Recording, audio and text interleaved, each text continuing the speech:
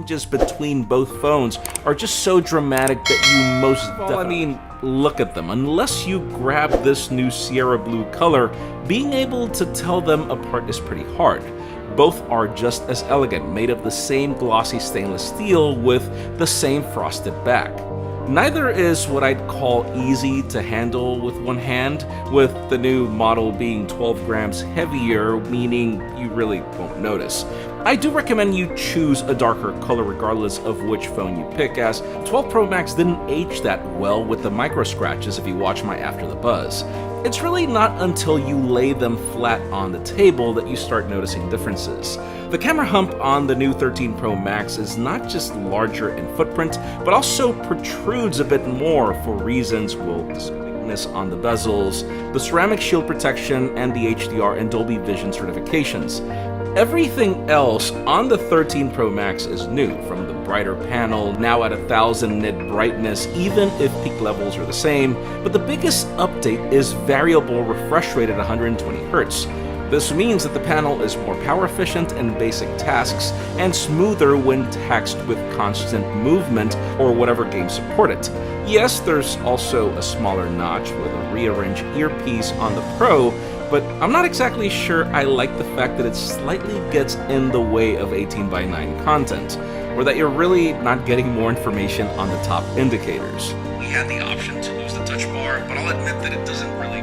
Dual firing speakers on both are excellent though. Feel that way about the large palm rest, but it comes on the inside, the differences sort of continue. Apple's new A15 Bionic is already regarded as one of the most powerful chips out there, but then the A14 Bionic uses nearly the same architecture.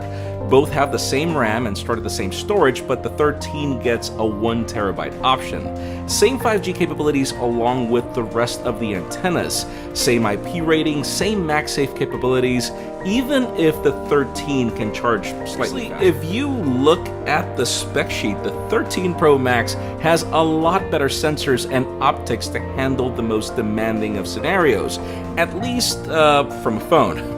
Obviously, for you, what matters is the results, and this is where things get interesting. I'm gonna confess that during the day, I even got confused if I was pulling results from the same camera on both, because in most cases, they're identical. From the color science to the results from the optics, you can hardly tell one is different than the other, and that's both in the primary and the ultra-wide.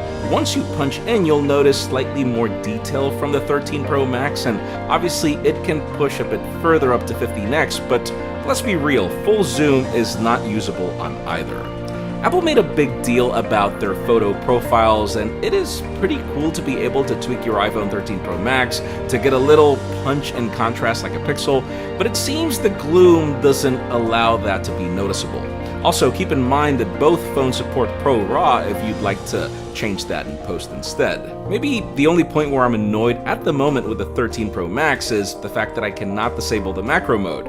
And it is cool to have it, but sometimes I really like close-ups, and the camera forces the ultra-wide for those in order to enable the macro option, assuming that you would not like the shallow depth of field that the 12 Pro Max has no problem in producing. Even if you notice the difference from the back cameras, once you start trying to use the ultra-wide or the telephoto during the night, yeah, the 13 Pro Max obliterates them.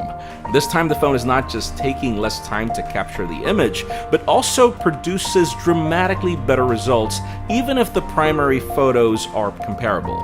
Switch over to video though, and here's the thing, I mean, surely the 12 Pro Max doesn't support the cinematic video that I debate given the frame rate, and sure, it will never get the ProRes whenever that happens on the new one, but in absolutely everything else, I feel comfortable recommending either phone just as much. For standard capture at 4K look nearly identical, but they don't necessarily behave the same. If anything, I'd say the 13 Pro Max is everything the 12 Pro Max should have always been, but a year later. We now have high refresh rate and improved camera system, and a lot of US carriers are giving out some really good money for the old 12 Pro Max, so I feel that swap is a no-brainer if you qualify. Now, if I had to pick between the 12 Pro Max with a discount or second-hand versus the 13 Pro Max, that's when things get to feel they're worth the price difference, as I feel the 13 Pro Max is a far better implementation than its predecessor. But again, that's coming from a creator. I'm Jaime Rivera. Thanks so much for watching. We'll see you on the next one.